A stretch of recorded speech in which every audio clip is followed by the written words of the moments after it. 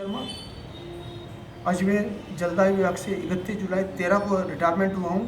मैं 10 साल की उम्र से मुँह से घुंघरू बजा रहा हूँ, जो मुझे एक लक्ष्मी जी का आशीर्वाद है।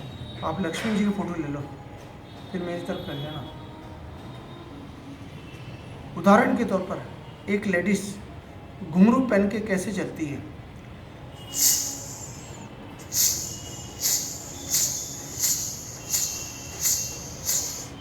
एक लेडीज़ घुंघरू पहन के भागती कैसे है।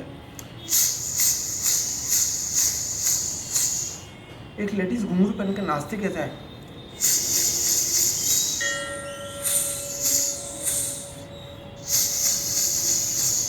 नाचते नाचते घुंघरू टूट जाते हैं, बिखर जाते हैं, खुल जाते हैं। कैसे?